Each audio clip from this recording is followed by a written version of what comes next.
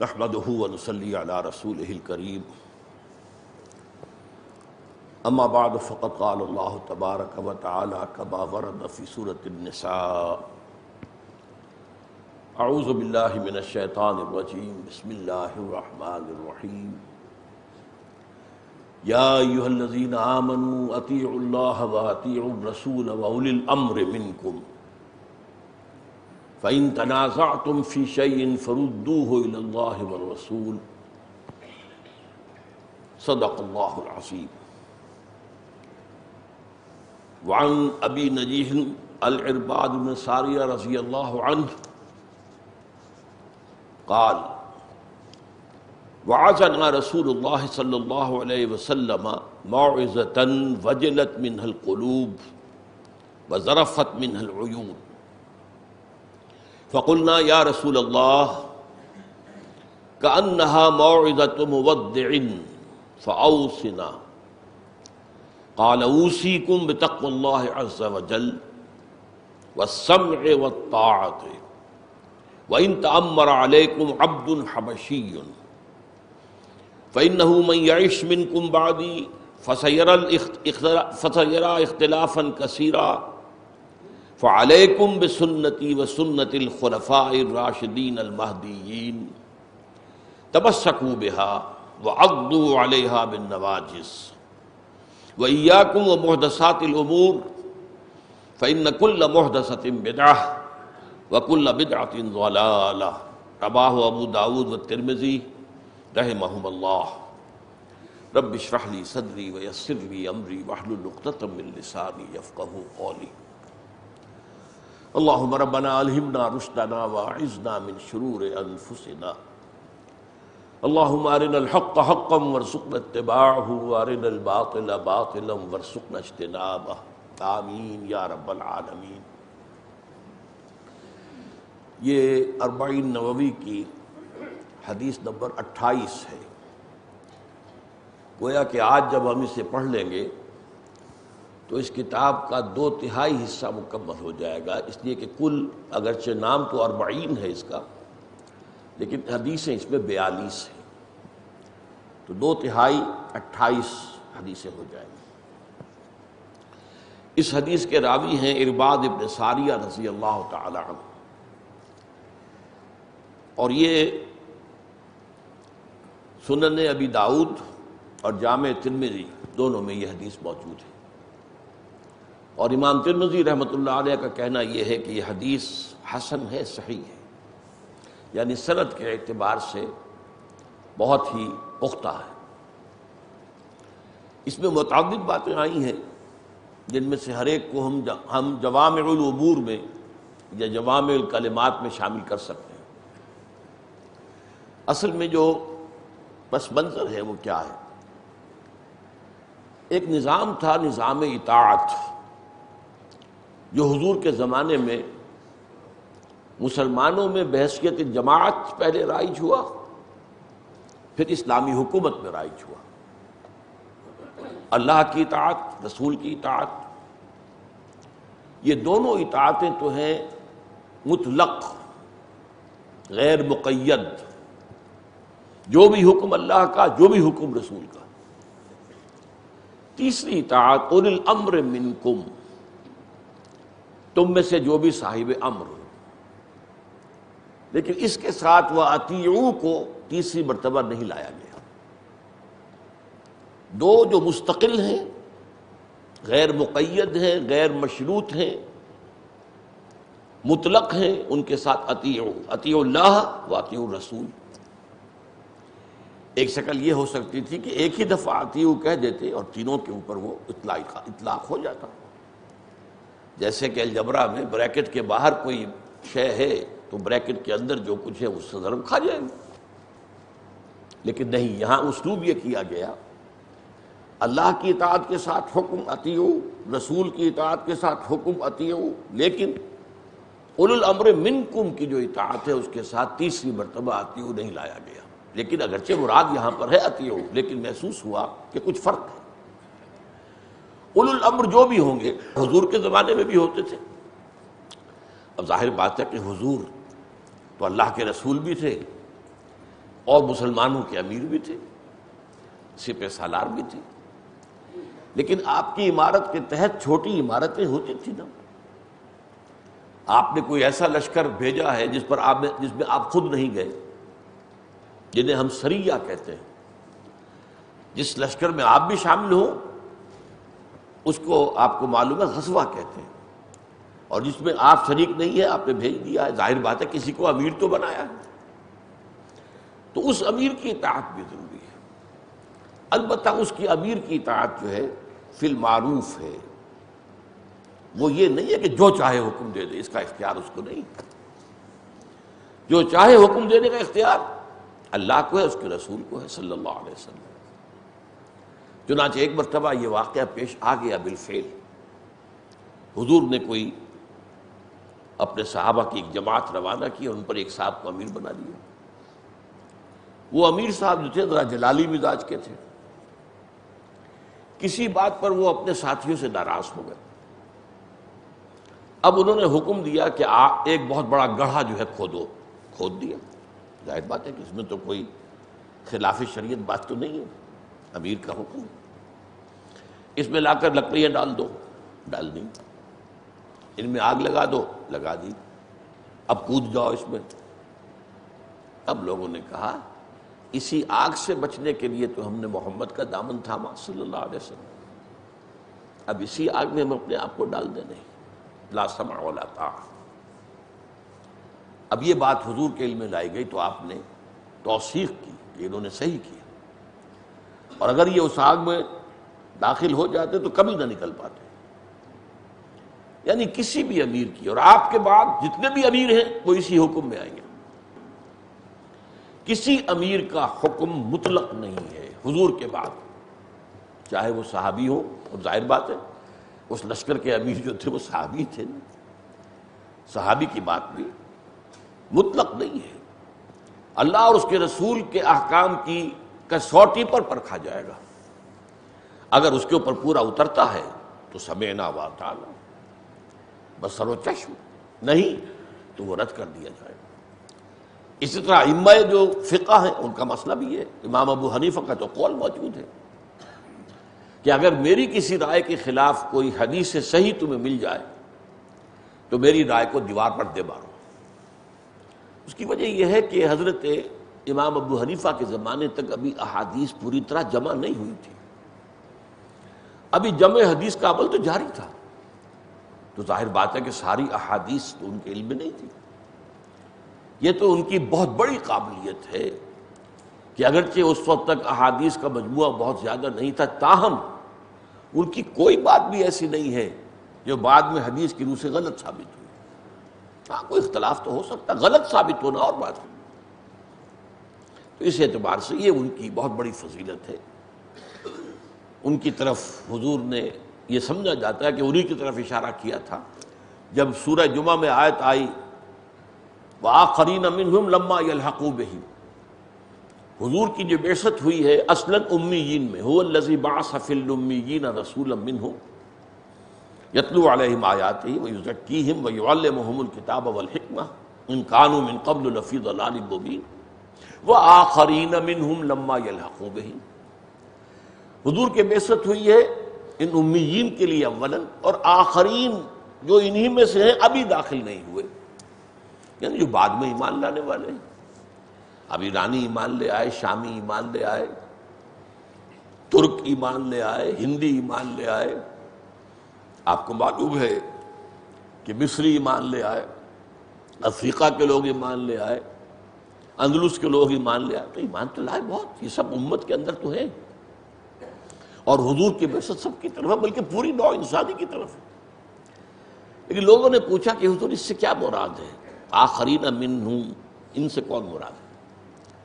تو حضرت سلمان فارسی رضی اللہ تعالیٰ عنہ سب موجود تھے، حضور نے ان کی طرف اشارہ کیا، اس کی قوم، یعنی چونکہ سب سے پہلے پھر ایمان میں آنے والے عربوں کے بعد تو ایرانی تھے نا، کیونکہ سب سے پہلے عراق فتح ہوا اور عراق کے اوپر ایرانیوں کی حکومت تھی، اس کے بعد شام فتح ہوا جس پر کہ رومیوں کی حکومت تھی، لہذا سب سے پہلے جزیرہ نماء عرب کے لوگوں کے بعد جو لوگ ایمان میں داخل ہوئے وہ ایرانی ہی تھے۔ تو آپ نے اشارہ کیا کہ اس کی قوم کا ایک فرد حکمت کو لے آئے گا چاہے وہ سریا پر ہو. ایک آدمی اس قوم میں سے، ایرانیوں میں سے ایسا نکلے گا جو حکمت کو سریا پر سے بھی لے آئے. اور لوگوں کا اکثر کا یہ خیال ہے کہ اس سے مراد امام ابو حنیفہ ہی، انہی کی بشارت دی، اس لیے کہ وہ ایرانی تھے نسل کے اعتبار سے. بہرحال اس حدیث کے اندر یہ معاملہ بھی چونکہ بڑی اہمیت کے ساتھ آیا، اور اس کے ضمن میں ایک خاص مسئلہ جو بڑا نازک بھی ہے وہ بھی، اس لیے میں نے پہلے اس آیہ مبارکہ کا حوالہ مناسب سمجھا.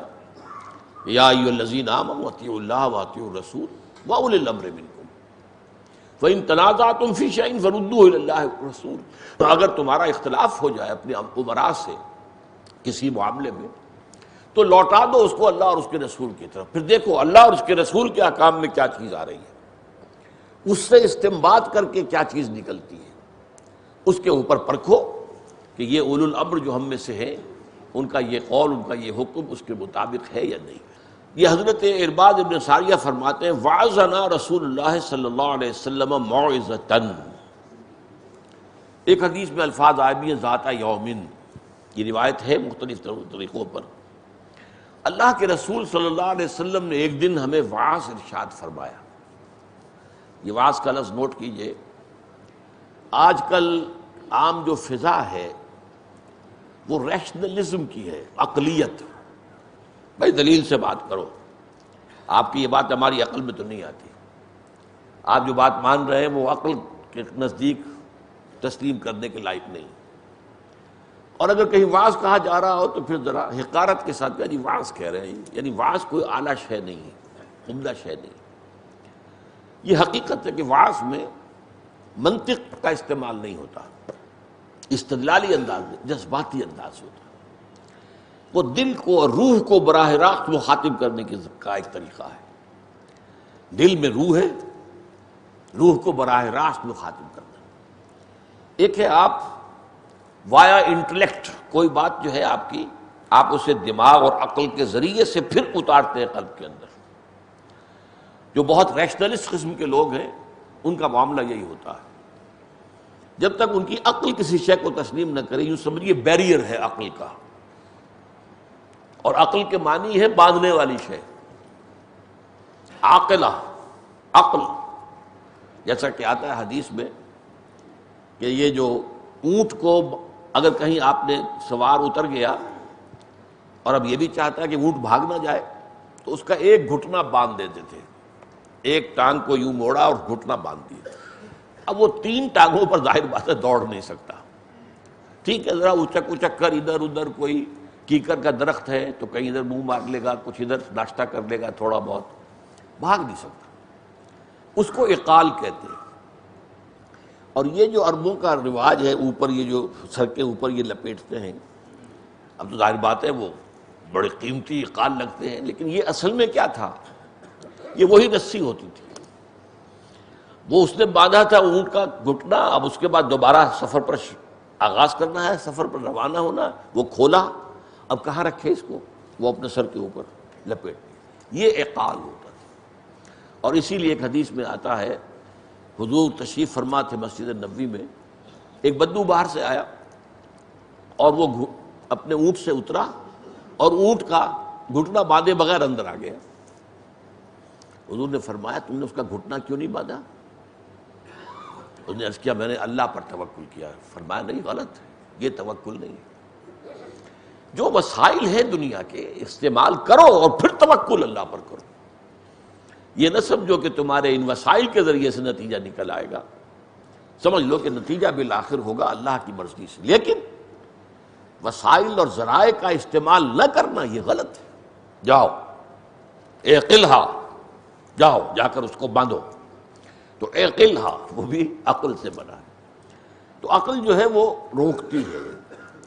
ایک اور بات بھی ہے، بڑی پیاری بات ہے. جبران ابن خلیل جبران جو تھا، خلیل جبران، یہ ایک عرب ادیب تھا، بہت بڑا مفکر قسم کا ادیب. اس کا ایک جملہ ہے جو بہت پیارا ہے، بہت عمدہ ہے. عقل سے روشنی حاصل کرو لیکن جذبے کے تحت حرکت کرو. حرکت نہیں کرنے دیتی عقل، بچو بچو بچو، جان بچاؤ. عافیت، مصلحت، عقل تو یہ کہے گی، روکے گی، عقل کے معنی روکنے کے، ہاں راستہ دکھا دیتی ہے، روشنی ہے، یہ روشنی چراغ تو ہے، ادھر جاؤ، لیکن چلنے میں پھر یہ قدم قدم پر رکاوٹ ڈالتی ہے۔ جیسے اقبال نے کہا نا، بے خطر کود پڑا آتش نمرود میں عشق، عقل ہے محو تماشائے لبے بام ابھی۔ حضرت ابراہیم علیہ السلام سے جب کہا گیا کود جاؤ، کود گئے۔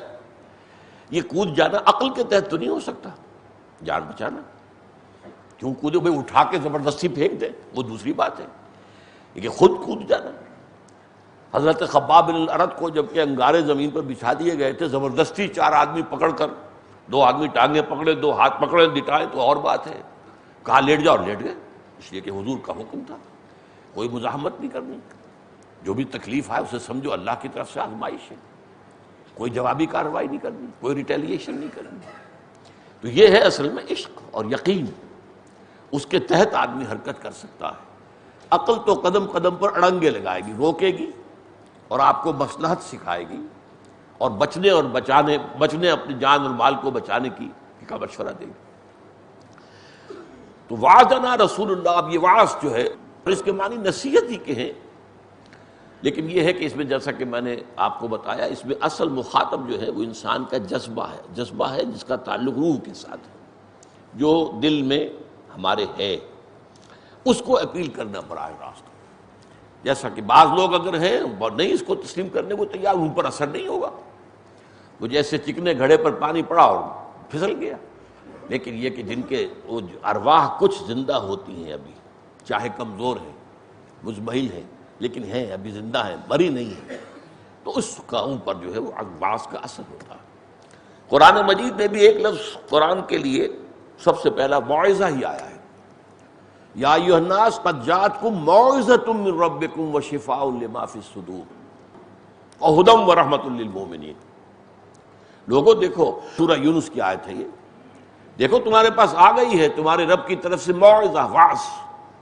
قرآن کا پہلا کام وعظ ہے، پہلے یہ دلوں پر اثر کرتا ہے، دل نرم ہوتے ہیں تو پھر ان میں بات داخل ہوتی ہے۔ آپ کو معلوم ہے زمین سخت ہے، اس کے اوپر بارش برسے گی، بہہ جائے گی، جذب تو نہیں ہوگی۔ آپ نے زمین کو نرم کیا ہے، آپ نے ہل چلایا ہے، اب پانی گرے گا تو زمین میں جذب ہوگا۔ تو پہلے دلوں کی زمین کو نرم کرنا، یہ ہے موعظہ سے، موعظہ سب سے پہلا۔ اب اس کے بعد جو بات کہی جائے گی، وشفاء لما فی الصدور، اب یہ سینوں کے اندر جو روگ ہیں ان کے لیے یہ دوا ہے۔ اب دوا بعض اوقات فرض کیجئے ایسا ہوتا ہے، ایک شخص کو قے آ رہی ہے، آپ دوا پلائیں گے، فوری الٹی، دوا دی فوراً الٹی، کیا کریں؟ جب تک وہ جذب نہ ہو معدے کے اندر، دوا کیا اثر دکھائے گی؟ اس کے بعد ایجاد ہو گئے ٹیکے، آپ انجیکشن سے دوا جو ہے وہ اندر داخل کر دیتے ہیں تو وہ دوا جو ہے وہ خون میں شامل ہو جاتی ہے۔ تو اسی طریقے سے انسان کا دل جب تک نرم نہ ہو، وہ قبول نہ کر رہا ہو، تو اس وقت تک دوا جو ہے وہ اثر نہیں کرے گی، قرآن لوگوں کے حق میں شفا ثابت نہیں ہوگا۔ اور تیسری بات ہدن، ہدایت ہے۔ جب دلوں کے روگ کا ازالہ ہو گیا، اب ہدایت کے اوپر عمل ہوگا، ورنہ دلوں میں تکبر ہے، دلوں میں حسد ہے، دلوں میں حب دنیا ہے، دلوں میں حب جاہ ہے، حب مال ہے، تو وہ اثر نہیں کرے گی۔ پہلے یہ قرآن دل میں داخل ہو کر، جذب ہو کر، جبکہ وہ دل کی زمین نرم ہو گئی ہے، داخل ہو کر دل کے اندر سے جڑیں اکھاڑ کر پھینک دے گا، تکبر کی بھی، حسد کی بھی، عجب کی بھی، حب مال کی، حب دنیا کی، حب جاہ کی۔ اب جو ہے آپ قرآن کی ہدایت سے فائدہ اٹھا سکیں گے۔ ہدی للمتقین ہے یہ، اگرچہ اپنی جگہ ہدی للناس ہے، لیکن فائدہ اٹھانے کے اعتبار سے تقوی پہلے شرط ہے، اس کے بغیر فائدہ نہیں اٹھا سکتے آپ۔ اور اس کے بعد فرمایا رحمت للمؤمنین، اہل ایمان کے حق میں پھر آخرت میں یہ رحمت ہے، دنیا میں ہدایت ہے، آخرت میں رحمت ہے۔ تو وعظنا رسول اللہ صلی اللہ علیہ وسلم موعظۃً، ایک روز حضور نے ہمیں ایک ایسا وعظ جو ہے ارشاد فرمایا، وجلت منہ القلوب، جس سے ہمارے دل کانپ گئے، لرز گئے۔ وہ دلوں کی بات ہی ہوتی ہے نا، یہاں ثابت ہو گیا متن سے کہ وعظ کا اصل ہدف کیا ہے؟ قلب ہے، اس کی تاثیر کہاں ہوتی ہے؟ دل پر ہوتی ہے۔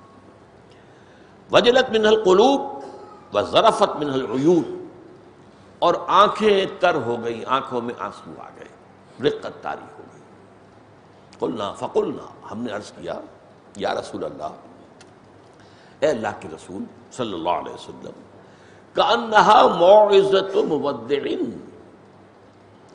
یہ جو آج ارشاد فرمایا ہے وعظ، یہ تو ایسے لگتا ہے جیسے وداع کرنے والے کی بات ہوتی ہے، جیسے کہ آپ ہمیں رخصت کر رہے ہیں، یعنی جیسے کہ آپ اب دنیا سے رخصت ہونے والے ہیں۔ وداع کرنا گویا کہ الوداع کہہ دینا کہ اب رخصت کر رہا ہوں اللہ کے حوالے، تو محسوس ہوتا ہے کہ یہ تو آپ کے وعظ کا انداز ایسے ہے جیسے کہ آپ ہمیں رخصت کر رہے ہیں، ہم سے اب علیحدہ ہونے والے ہیں، ہم سے دور ہونے والے ہیں، ہم سے پردہ کرنے والے ہیں۔ فَأَوْصِنَا، تو اگر واقعی ایسا ہے تو پھر ہمیں ذرا مزید وصیت کیجیے۔ اب یہاں لفظ وصیت آ گیا، وصیت، نصیحت، وعظ، اب یہ ایک قبیل کے الفاظ ہیں، وصیت، نصیحت، وعظ۔ فَأَوْصِنَا، ہمیں اور نصیحت کیجیے، ذرا اور نصیحت فرمائیے۔ قال، آپ نے فرمایا، اوصیکم بتقوی اللہ عز وجل، سب سے پہلی بات تو یہ ہے کہ میں تمہیں نصیحت کرتا ہوں، وصیت کرتا ہوں اللہ تعالیٰ کا تقوی اختیار کرنے کی، جو بہت زبردست ہے، بہت بلند و بالا ہے، عز وجل، زبردست، عزیز، العزیز، جلالت شان والا ہے۔ اس کی اس جلالت شان کو سمجھتے ہوئے، اس کے اس مقام رفیع کا کوئی اندازہ کرتے ہوئے تمہارے دلوں میں اس کا تقوی رہنا چاہیے۔ تقوی کے بارے میں بارہا میں نے عرض کیا ہے کہ اس کا عام طور پر ترجمہ ڈر کر دیا جاتا ہے، جو اچھا ترجمہ نہیں، غلط میں نہیں کہہ رہا، غلط تو نہیں ہے، ڈر بھی اس میں شامل ہے۔ اصل شے کیا ہے؟ اللہ تعالیٰ کے احکام کو توڑنے سے بچنا، اور یہ بچنا جو ہے یہ خوف کے تحت بھی ہوتا ہے اور محبت کے تحت بھی ہوتا ہے۔ جیسے ایک سعادت مند بیٹا ہے، وہ باپ کے خوف سے بھی کسی کام سے رک جائے گا کہ باس پرس ہو جائے گی، مار پیٹ ہو جائے گی، سزا مل جائے گی، ڈانٹ ڈپٹ ہو جائے گی، یہ خوف ہے۔ باپ کی محبت کی وجہ سے بھی رکتا ہے، ابا کا جو ہے دل خراب نہ ہو جائے، ابا کو اس سے رنج نہ پہنچے، میری اس حرکت سے ان کا دل جو ہے ٹوٹے نہ۔ یہ جو ہے یہ بچنا، یہ محبت کے تحت بچنا، کسی کی عظمت، کسی کی محبت کے تحت اس کی ناراضگی سے بچنا۔ تو یہ دونوں پہلو ہونے چاہیے۔ آج کل انگریزی میں گاڈ کانشسنس اس کا ترجمہ کیا جا رہا ہے، وہ میں سمجھتا ہوں اچھا، خوبصورت ہے کہ اللہ تعالیٰ کا شعور ہر وقت رہے دل میں موجود رہے، گاڈ کانشسنس۔ باقی یہ کہ ہمارے ہاں چونکہ بدقسمتی سے یہ تقویٰ کا ترجمہ بھی ڈر کر دیا گیا، انذار کا ترجمہ بھی ڈراؤ کر دیا گیا، خوف کا لفظ تو ہے ہی، اس کے معنی ہے ہی ڈر۔ تو یہ مختلف الفاظ جو آتے ہیں، ان کا ایک ہی ترجمہ کرنے سے عیسائیوں کو ایک موقع ملا ہے کہ قرآن مجید جو ہے یہ خوف کے جذبے کو زیادہ حرکت میں لاتا ہے۔ یہ نیگیٹو ہے، خوف تو ایک نیگیٹو جذبہ ہے، جبکہ بائبل اور حضرت مسیح علیہ السلام کے باعث جو ہیں وہ اللہ کے محبت کے جذبے کو ابھارتے ہیں۔ تو قرآن مجید میں دونوں چیزیں موجود ہیں، اس میں کوئی شک نہیں ہے، لیکن یہ کہ جو ترجموں کی وجہ سے ایسا معلوم ہوتا ہے کہ جیسے اوور ویلمنگلی یہاں پر ڈر کی بات کی جا رہی ہے، ویسے یہ ہے کہ اس معاملے کے اندر تقویٰ بچنا، اپنے آپ کو قوا انفسکم واہلیکم نارا، اپنے آپ کو بچاؤ اور اپنے اہل و عیال کو آگ سے بچانا ہے، آگ سے بچانا ہے، اللہ کی سرزنش سے بچانا ہے، سزا سے بچانا ہے۔ تو اوصیکم، میں وصیت کرتا ہوں تمہیں، بعض روایات میں آیا ہے اوصیکم ونفسی بتقوی اللہ، میں تمہیں بھی وصیت کرتا ہوں اور اپنے نفس کو بھی کرتا ہوں، میں اپنے آپ کو بھی اس سے بری نہیں کرتا۔ اوصیکم ونفسی بتقوی اللہ، پہلی وصیت جو ہے میری تمہارے لیے بھی اور اپنے نفس کے لیے بھی، وہ تو یہ ہے کہ اللہ کا تقوی اختیار کرو۔ والسمع والطاعہ، اور سمع و طاعت کا حکم دیتا ہوں۔ سمع و طاعت در حقیقت ایک اصطلاح ہے ہمارے دین کی، اس ڈسپلن کے، سنو اور مانو۔ قرآن مجید کا حکم آیا سنو اور مانو، فاسمعوا واطیعوا، یہ نہیں کہ کہو پہلے ہمیں سمجھایا جائے جی کہ اس میں کیا حکمت ہے، اس میں کیا فائدہ، نہیں۔ اللہ کو مانتے ہو تو جو حکم آیا مانو، اس میں کوئی چون و چرا اور کیوں اور کیسے یہ نہیں ہو سکتا۔ رسول کا حکم جو آیا مانو، سب اطاعت، فاسمعوا واطیعوا اذ قلتم سمعنا واطعنا، یہ آیا قرآن میں۔ صحابہ کی تعریف میں آیا جبکہ تم نے کہا کہ ہم نے سنا اور مانا، نسمع ونطیع، ہاں ہم سنیں گے اور مانیں گے۔ تو سننے اور ماننے کے درمیان کوئی وقفہ نہیں ہونا چاہیے۔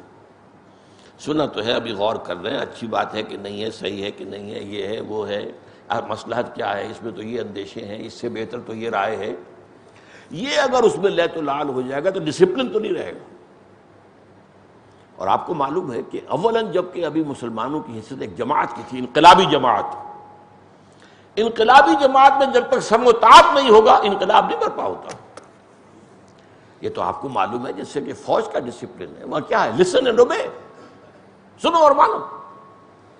اب اگر کوئی ماتحت جو ہے فوجی وہ کہے جناب اپنے افسر سے یہ حکم تو آپ دے رہے ہیں، مجھے بتائیے پہلے اس کی حکمت کیا ہے، کیا فائدہ ہے اس کا، کیا مصلحت ہے آپ کے سامنے، کیا مقصد ہے، تو یہ فوج تو نہیں رہی پھر، اب یہ تو کچھ اور ہو گیا۔ فوج میں تو لسن اینڈ اوبے، جیسے کہ ایک نظم ہم نے میٹرک میں پڑھی تھی، میں نے کئی دفعہ آپ کو سنائی بھی ہے، بڑی پیاری نظم ہے، charge of the light brigade. ایک بریگیڈ تھا جس کا نام تھا لائٹ بریگیڈ، برق رفتار یا روشنی کی طرح تیز رفتاری کے ساتھ چلنے والا۔ اب وہ 600 گھوڑوں پر وہ جو رسالہ جو ہے بریگیڈ وہ مشتمل ہے۔ ان کو حکم مل گیا اوپر سے کمانڈر کی طرف سے، چارج، حملہ کرو۔ اب انہیں معلوم تھا cannons in front of them, cannons to right of them, cannons to left of them۔ دشمن نے تینوں طرف سے توپیں نصب کر رکھی ہیں، سامنے سے بھی توپیں ہیں، دائیں طرف سے بھی توپیں ہیں، بائیں طرف سے بھی توپیں ہیں۔ لہذا یہ سب نے سمجھا someone has blundered، کسی نے بہت بڑی غلطی کی ہے، یہ جو حکم دیا ہے someone has blundered، لیکن there's not to reason why، there's but to do and die۔ ان کا یہ کام ہی نہیں تھا کہ وہ اس کی وجہ طلب کرے، کس لیے نہیں، ان کا تو کام یہ ہے کہ ڈو اینڈ ڈائی، چلو کرو جو حکم پر عمل کرنا ہے، موت آتی ہے تو آئے۔ تو یہ ہے فوج کا discipline. So into the valley of death rode the 600، 600 کے 600 جو تھے وہ موت کی وادی میں اتر گئے، سب کے سب ہلاک ہو گئے، چونکہ تین طرف سے توپیں جو ہیں وہ آگ برسا رہی ہیں، تو کیا اس کا نتیجہ ہو۔ تو فرمایا وَالسَّمْعِ وَالطَّاعَةِ۔ اب ظاہر بات ہے کہ یہی معاملہ بعد میں خلافت راشدہ کا تھا، مانو، سنو اور مانو۔ ہاں وہاں پر سوال کیا جا سکتا تھا، حضور کے معاملے میں سوال کرنے کا امکان نہیں تھا، وہاں سوال کیا جا سکتا تھا۔ حضرت سلمان فارسی نے سوال کر دیا، حضرت عمر واعظ کہہ رہے ہیں، خطبہ دے رہے ہیں، کھڑے ہو گئے، لا سمع ولا طاعہ، نہ سنیں گے نہ مانیں گے۔ اب یہ کلمہ بغاوت ہے، یہ کوئی اور شخص کہہ بھی نہیں سکتا تھا، یہ سلمان فارسی کہہ سکتا تھا۔ سلمان فارسی کا مقام وہ ہے کہ حضور نے فرمایا سلمان منا اہل البیت، سلمان تو ہمارے اہل بیت میں شامل ہے۔ ان کی ایک جو لمبی داستان ہے، کہاں کہاں سے ہوتے ہوئے طلب حق کے اندر کون سی وادیوں، کون کون سے مرحلوں میں سے گزر کر حضور کے قدموں تک پہنچے، ایک طالب حقیقت کی داستان۔ بہرحال انہوں نے کہہ دیا لا سمع ولا طاعہ۔ حضرت عمر نے برا نہیں منایا، پوچھا کیوں؟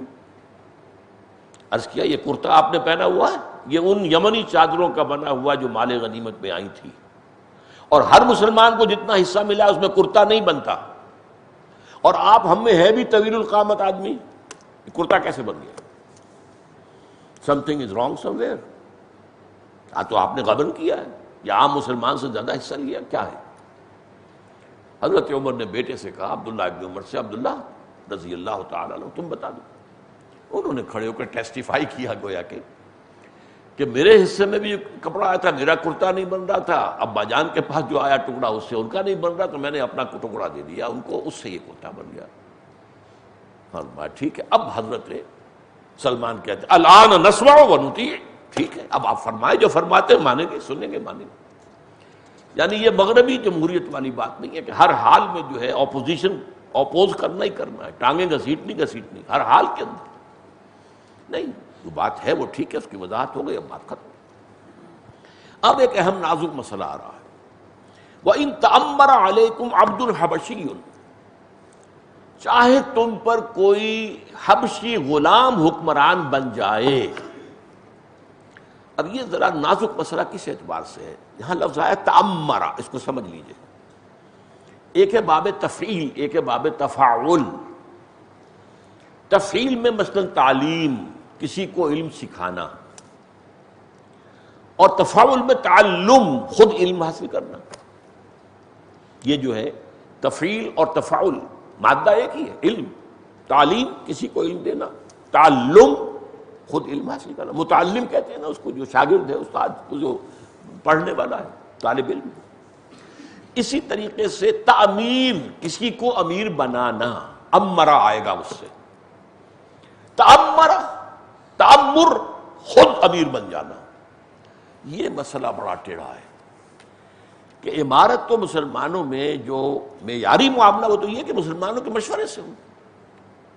امرہم شورا بینہم، کوئی آسمان سے تو اب نازل نہیں ہوگا، کوئی نبی نہیں ہوگا. اب مسلمانوں میں سے کسی کو اپنا امیر بنانا ہے نا، مشورہ ہوگا. مشورے کے بعد جو ہے پھر وہ بیعت ہوگی.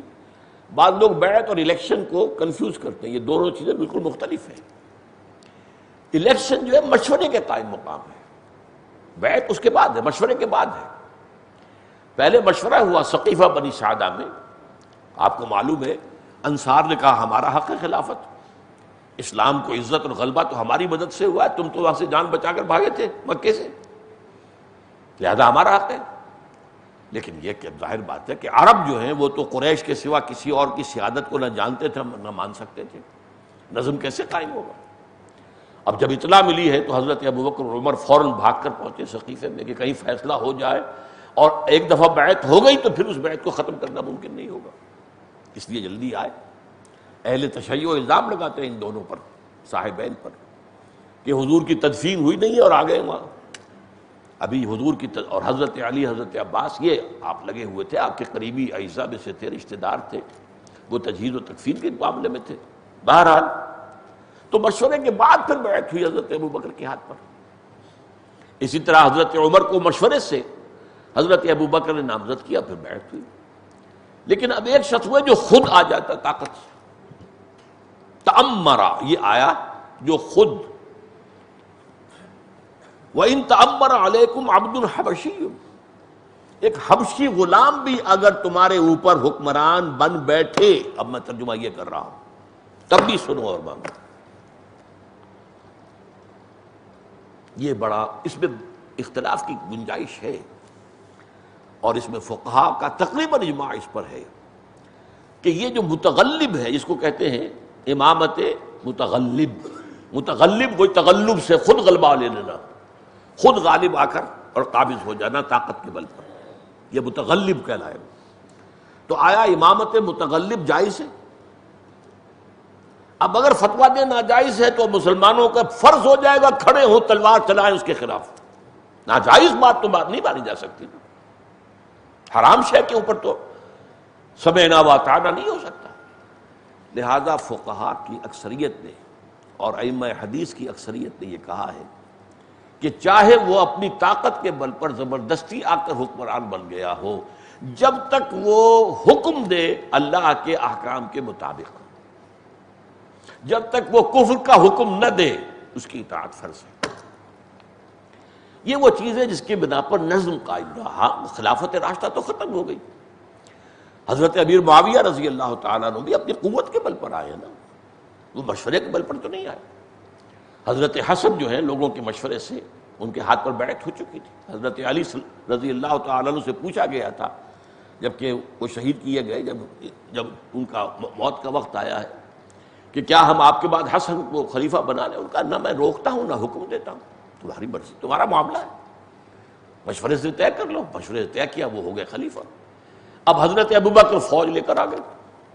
اب ایک ہی شکل تھی، یا تو جنگ ہوتی. اس سے پہلے آپ کو معلوم ہے جنگ صفین کے اندر 74,000 آدمی مسلمان جو ہے قتل ہوئے تھے. 74,000. جنگ جمل میں ایک رات میں 10,000 شہید ہوئے. تو اب خانہ جنگی جاری رہتی تو کیا ہوتا؟ وہی معاملہ ہوتا. حضرت حسن نے مصلحت دیکھی، دستبردار ہو گیا اور خلافت حوالے کر دی حضرت معاویہ کی. لہذا حضرت معاویہ جو ہے اسی وجہ سے ایک اعتبار سے میں ابھی آپ کو بتاؤں گا انہیں خلیفہ راشد کہا جا سکتا ہے.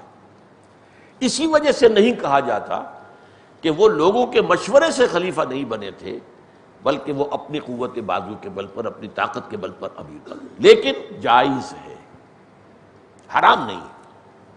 وَلَوْ تَأَمَّرَ عَلَيْكُمْ عَبْدٌ حَبْشِيٌّ. اب ظاہر بات ہے کہ عربوں کے نزدیک حبشی ہونا یہ بھی ایک بڑا کمتر ہونے کی علامت تھی. آخر ان کے یہاں نسلی تعصب کچھ نہ کچھ تو تھا نا، سارا ختم تو نہیں ہو گیا تھا. جو بڑے صحابہ تھے، اونچے صحابہ تھے، جن کی تربیت اور تزکیہ ہو چکا تھا، وہ تو انسان کی مساوات کے پوری طرح قائل تھے. وہ ایک صحابی نے کسی ایک کو حبشی کو تانا دیتے ہوئے کہہ دیا، اے حبشیہ کے بیٹے. حضور نے فرمایا دیکھو تمہارے اندر جاہلیت موجود ہے، ابھی تم نے اسے کہا سودا، یبن سودائن، اے ایک کالی عورت کے بیٹے. حضور نے فرمایا فی کا جاہلیت، تمہارے اندر ابھی جاہلیت کے جراثیم باقی ہیں. تو یہ بات تو ہے، مساوات انسانی کا سبق دیا گیا، لیکن پھر بھی سب لوگ تو ایک سطح پر نہیں ہوتے. تو عام طور پر تو حبشیوں کو کمتر لوگ سمجھتے تھے. پھر وہ غلام بھی ہو، عبد الحبشی، ایک ہوتا ہے آزاد حبشی، ایک حبشی بھی ہے غلام بھی ہے.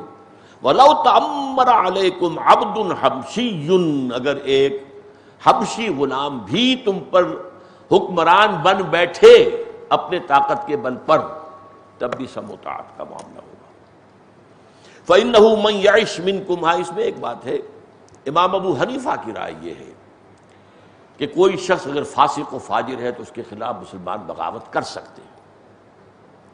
باقی سب کے نزدیک یہ ہے کہ اگر کوئی فاسق ہے، فاجر ہے، اپنے محل کے اندر جو وہ کر رہا ہے، کوئی رنگ رنیاں منا رہا ہے، کچھ کر رہا ہے، لیکن یہ کہ اگر وہ تمہیں حکم نہیں دے رہا، نماز قائم کر رہا ہے، حج کا اہتمام کر رہا ہے، جمعہ جماعت اور حج اس کا سارا انتظام ہو رہا ہے، تو ٹھیک ہے اطاعت کرو. ہاں وہ کفر کا حکم دے پھر خلاف کھڑے ہو جاؤ، پھر ان کے خلاف بغاوت کرو. اس کے بعد تو معاملہ جو ہے وہ ایک حد سے تجاوز کر جائے. امام ابو حنیفہ کی رائے یہ ہے کہ فاسق و فاجر شخص جو ہے اس کے خلاف بغاوت ہو سکتی ہے، جائز ہے، اگر اس پر نصیحت اثر نہیں کر رہی. پہلے ٹھیک ہے امر بالمعروف نہی عن المنکر زبان کے ذریعے سے کی جائے کہ دیکھو بعد آ جاؤ، ان چیزوں کو چھوڑ دو. لیکن اگر وہ اس پر نہیں ہو رہا، وَإِن لَمْ يَعْتَبِرْ، اگر وہ اس سے جو ہے فائدہ نہیں اٹھا رہا نصیحت سے، امر بالمعروف نہی عن المنکر سے، فَبِالسَّيْفِ، تو پھر تلوار کے ذریعے سے امر بالمعروف ہوگا. پھر امر بالمعروف اور جو نہی عن المنکر ہے وہ آپ کو معلوم ہے کہ قوت سے بھی ہے اور زبان سے بھی ہے اور دل سے بھی ہے.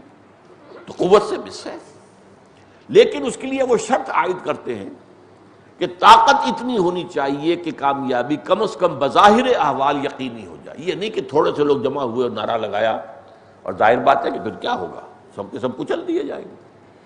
لیکن ظاہر بات ہے کہ ایک ملوکیت کے نظام میں اتنی طاقت فراہم ہو جانا ناممکن. آج کیا ہے، سعودی عرب میں کوئی طاقت وجود میں آ سکتی ہے، 2 آدمی بھی جمع ہو جائیں تو وہاں پر جو ہے حکومت کو کھجلی شروع ہو جاتی ہے اور فوراً جو ہے تحقیق اور پھر غائب کر دیے جاتے ہیں. تم جماعت بنا رہے ہیں، تم تنظیم بنا رہے ہیں. مجھے ایک صاحب نے بتایا، اور یہ آج سے 50 سال پہلے کی بات آپ کو بتا رہا ہوں، حاجی عبد الواحد صاحب مرحوم، اللہ تعالیٰ ان کے درجات بلند کرے، کہ سعودی عرب میں کچھ لوگوں نے آپس میں بیٹھ کر مشورہ کرنے کا کوئی معاملہ بنانے کے لیے ایک جگہ معین کی، وہاں بورڈ لگا دیا تدفین، لاوارث جو لاشیں ہوں ان کی تدفین کا انتظام ہم کریں. ظاہر بات ہے اور تو کوئی وہاں بورڈ لگ نہیں سکتا تھا، لیکن یہ کہ یہ ایک فلاح کا کام ہے، لاوارث جو لاشیں ہوں گی ان کی تدفین کا بندوبست کرنے کے لیے ہم نے ادارہ بنایا، اس لیے ہم یہاں بیٹھتے ہیں. آگے چھڑتے ہیں، یہ کاہے کے لیے، اس کام کے لیے. ہم جو موجود ہیں، تم کون ہوتے ہو، اتارو یہ بورڈ اور دفع ہو جاؤ.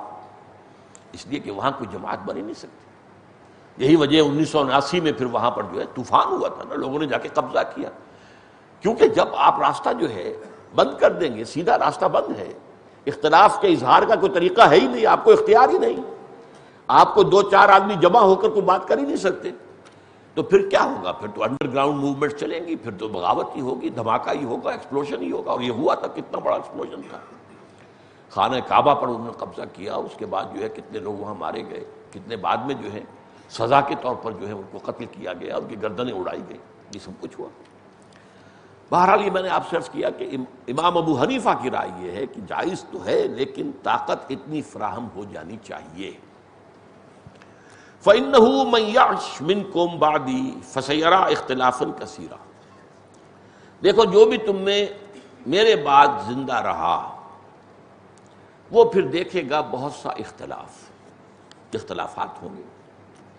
ایک رائے کا اختلاف ہوتا تھا، وہ تو معمولی چیز ہے، حضرت ابو بکر سے بھی اختلاف کیا، حضرت عمر نے بھی کیا، یہ مانعین زکوٰۃ کے خلاف آپ اقدام نہ کریں، دو محاذ تو پہلے کھلے ہوئے ہیں، آپ نے حضرت اسامہ کا لشکر بھی روانہ کر دیا ہے، اور یہ تو حضور نے چونکہ تیار کیا تھا، ٹھیک ہے، سمعنا وأطعنا۔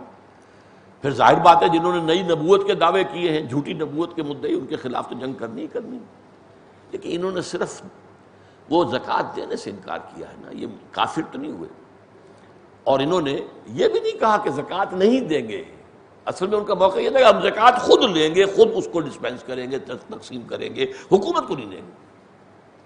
حضرت ابو بکر ڈٹے رہے، ایبدل الدین وانا حی، کیا دین میں ترمیم کی جائے گی جبکہ میں ابھی زندہ ہوں؟ میرے ہوتے ہوئے نہیں ہو سکتا۔ خدا کی قسم اگر یہ حضور کے زمانے میں زکوٰۃ کے اونٹوں کے ساتھ ان کو باندھنے والی رسی، وہ اقال، وہ بھی اگر دیتے تھے، اور اب یہ کہیں صاحب اونٹ لے جاؤ، اقال ہم نہیں دیں گے، تب بھی میں جنگ کروں گا۔ اب اونٹ کے مقابلے میں اقال کی کیا قیمت ہے؟ بالکل سمجھیے کوئی حیثیت نہیں، لیکن یہ کہ اس میں اتنی ترمیم بھی مجھے گوارا نہیں ہے کہ وہ یہ کہیں کہ اونٹ تو لے جاؤ لیکن اقال نہیں۔ بہرحال اختلافات پھر بعد میں جو ہوئے وہ سیاسی نوعیت کے بھی ہوئے، جنگیں بھی ہوئی، باہمی جنگیں ہوئیں، جنگ جمل ہوئی، جنگ صفین ہوئی، جنگ نہروان ہوئی، تقریباً 1,00,000 مسلمان حضرت عثمان کی شہادت سے لے کر اور حضرت علی کی شہادت تک رضی اللہ تعالی عنہما، تقریباً 1,00,000 مسلمان جو ہیں وہ ایک دوسرے کی تلواروں اور نیزوں سے ہلاک ہوئے۔ اس کے ضمن میں پھر فرمایا فعلیکم بسنتی وسنت الخلفاء سنت الخلفاء الراشدین المہدیین، تو اس اختلاف کے زمانے میں تم پر لازم ہوگا کہ میری سنت کو پکڑو مضبوطی کے ساتھ، اور میرے جو راشد خلفاء ہوں گے ان کی سنت کو مضبوطی سے پکڑو۔ اب یہاں راشدین پر بھی مجھے بحث کرنی ہوگی، اور خلافت راشدہ اور خلفائے راشدین کی دو مختلف اصطلاحات جو آئی ہیں اس پر بھی گفتگو ہوگی۔ اب یہ بقیہ حصہ اس حدیث کا انشاءاللہ اگلے جمعے میں اگلی حدیث کے ساتھ ہم پڑھیں گے۔ فصلی اللہ تعالی علی خیر خلقہ محمد وبارک وسلم تسلیما کثیرا کثیرا۔